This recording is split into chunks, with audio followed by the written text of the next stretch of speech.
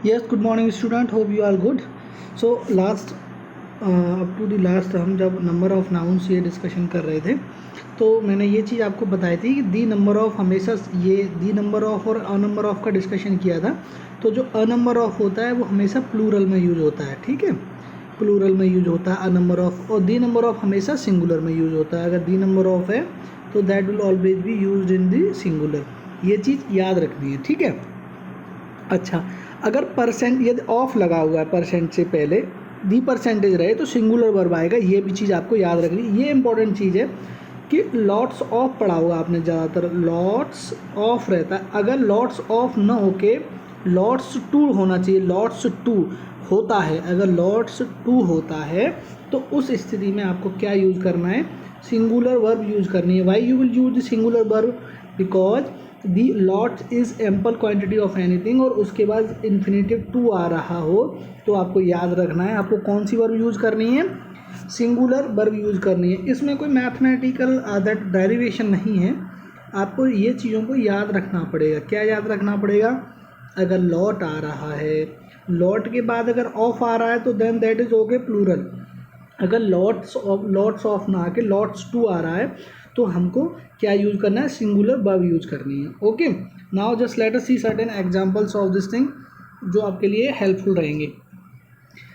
अब इसमें एरर बताना है। Correct the following sentences.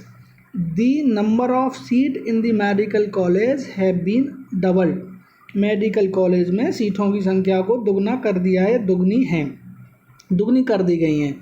तो अभी मुझे ये बताओ, मैंने अभी आपको बताया है कि अ नंबर ऑफ हमेशा प्लूरल में रहता है और दी नंबर ऑफ हमेशा सिंगुलर में रहता है, ठीक है। अच्छा, दी नंबर ऑफ सिंगुलर में क्यों रहता है, क्योंकि फिक्स हो गया, द मतलब फिक्स हो गया, डेफिनेट हो गया, सर्टेन हो गया। तो उस स्थिति में इसमें हम क्या यूज करेंगे, हैव न लगा के will use what, has. I hope this is very clear. Okay, now next, there are still lots to do. आ ही गया जिसका हम बात कर रहे थे, तुरंत हमें इमीडिएट कैप्चर करना है। क्या करना है कि लॉट्स ऑफ नहीं आ रहा है तो क्या आ रहा है, लॉट्स टू आ रहा है। अगर इंडेफिनेट नंबर हो, lot is being followed by two, lots के पश्चात टू आ रहा है तो वर्ब हमेशा हमें कैसी लगानी है, सिंगुलर। तो क्या आएगा इसमें, इज आएगा। तो सेंटेंस क्या हो जाएगा, there is still lots to decide. I hope you are getting my points. Okay, just हम बहुत बेसिक से स्टडी कर रहे हैं, and the moment will finish this book ना, then you will come to know, then will reach. Because जब तक आप बेसिक नहीं करोगे, नॉर्मल चीज़ नहीं पढ़ोगे तो हाई स्टैंडर्ड क्वेश्चन नहीं निकाल पाओगे। Heaps of the sand are laying on the bank. Okay, अब व्हाट इज इट, डेफिनेट और indefinite, this is what, this is definite. और हीप्स दैट बालू के जो ढेर हैं, बालू के जो ढेर हैं is laying on the bank. पहली बात तो हीप आपको काउंट करके बताया नहीं जी। अब अपनी वाली बात याद रखो कि अगर फॉर्मेशन क्या बन रही हो, नाउन ऑफ और नाउन आ रहा है और ये इंडेफिनेट है, कैसा है, इंडेफिनेट नंबर, तो ऑफ के बाद सेंड, सेंड सिंगुलर में आता है या प्लूरल में, तो क्या आएगा, इज, ठीक है। So what will be the answer, answer will be is. किसको, are will be replaced by is. Okay, ठीक है। अच्छा, अब मैंने दोबारा अब a number of question fix नहीं है, अ नंबर ऑफ क्वेश्चन आ गए, कितने क्वेश्चन, तो इमीडिएट आप समझ जाओ कि अ नंबर ऑफ आ गया, एक प्रश्नों की संख्या हैज़ बीन सेट, इतने क्वेश्चनों की संख्या को सेट कर दिया गया है। तो फिर वो या तो ये रट लो या समझ लो, अ नंबर ऑफ हमेशा प्लूरल में यूज होता है तो क्या आएगा, हैज़, ठीक है। Okay, there is a number of. अब इमीडिएटली यहाँ तो कोई कन्फ्यूजन नहीं है कि a number of book in the library. तो इसमें सबसे पहले तो देखो आप याद कर सकते हो, क्या याद कर सकते हो, अपनी वाली ट्रिक। हमारी वाली ट्रिक क्या है, हमारी वाली ट्रिक ये है कि एक इंडेफिनेट नंबर आ रहा है, ठीक है, इंडेफिनेट नंबर आ रहा है, ऑफ से पहले अ नंबर ऑफ फिक्स नहीं है, तो उसके बाद क्या आ रहा है, सब्जेक्ट बुक्स, तो बुक्स के हिसाब से क्या आएगा, आर आएगा। इसमें कोई कन्फ्यूजन, तो क्या हो जाएगा, there are a number of books in the library, so you will be using what, are. I hope you are getting my point, ठीक है। I am trying my best to clarify your each doubt. You trust me, what the moment you will finish the things now, you will be feeling very confident. And do not simply skip this video, just read it properly and just understand and imbibe, because you will be getting certain a single content, एक content मिल जाएगा. Directly थोड़ा सा लोग कम बताने की कोशिश करते हैं. I am not here to make something else. Okay, now we are reaching to the next question. A variety of improvements. अब दो आपके पास दो ऑप्शन है, ठीक है. क्या है दो ऑप्शन? वैरायटी है. आप मुझे बताओगे क्या काउंट ये डेफिनेट नंबर है? अ वैरायटी ऑफ, पहली बात तो अ वैरायटी फिक्स नहीं है, कैसी हो गई? Indefinite number. अच्छा, a variety a number of आ जाए तो प्लूरल वर्ब, ये पहली बात. दूसरी बात क्या हो गई कि अगर इनडेफिनेट नंबर आता है प्रीपोजिशन ऑफ से पहले, तो उसके बाद में जो भी नंबर ऑफ नाउन आ रहा है उस नंबर ऑफ नाउन के हिसाब से what we will use the word, तो क्या आएगा? हैज़ की जगह क्या आ जाएगा? Have been. I hope you got my point. What will be the answer? Have been. Okay, this much is very clear and I hope you people are enjoying with me. So slowly just we are going ahead and increasing the what we are increasing your interest. So till then you do not get bored. I am just removing all these debris. Debris होता है कचरा, things which are not important for us, that we called debris. Okay, so कुछ noun ऐसे होते हैं, कैसे होते हैं? देखो, कुछ नाउन ऐसे होते हैं कि लुक्स लाइक सिंगुलर और प्लूरल में यूज होते हैं, ठीक है. और दूसरी चीज़, और कुछ नाउन ऐसे होते हैं उनका सिंगुलर भी सेम रहता है और प्लूरल भी सेम रहता है. ओके, कुछ नाउन ऐसे होते हैं इनका सिंगुलर तथा प्लूरल एक होता है, मतलब दे आर नॉट. अगर मैं बात करूं जैसे उनका अगर सिंगुलर निकालें या प्लूरल निकालें तो that will be the same. Okay, यदि इनके शब्द के प्रयोग के अनुसार इनका वर्ब सिंगुलर या प्लूरल किया जाता है. अच्छा, अब एक इम्पॉर्टेंट चीज़ है कि इनका यूज़ होता है सब्जेक्टिव टू इनके जो शब्दों के प्रयोग के अनुसार कि इनका जो प्रयोग हो रहा है किस सेंस में हो रहा है. तो ये आपको याद रखना है कि डियर हिरन, शीप भेड़ हो गया, फिश मछली हो गया, कपल तो आप सबको पता ही होगा, पेयर हो गया जोड़ा. ये आदि शब्दों का जब हम प्रयोग करेंगे तो वर्ब सिंगुलर या प्लूरल का प्रयोग करते हैं, ठीक है. अच्छा, अब एक बात बताओ यहाँ पे, many sheep are grazing in the field. बहुत सारी भेड़ें खेत में चर रही हैं. जब ये शब्द मैनी लगा दिया ना तो हमें तुरंत ग्रास्प कर लेना है. क्या ग्रास्प करना है? कि जो वर्ब है ना वो प्लूरल आएगी. इवन इसको हम यूज सिंगुलर में कर सकते हैं, बट लेकिन ये कह रहा है कि जो ये दैट मैनी शब्द लगाया है इसने, बहुत एक भेड़ तो चर नहीं, बहुत सारी भेड़ें खेत में चर रही हैं, तो that is why we have to immediate understand that verb कौन सी आएगी? आर आएगी.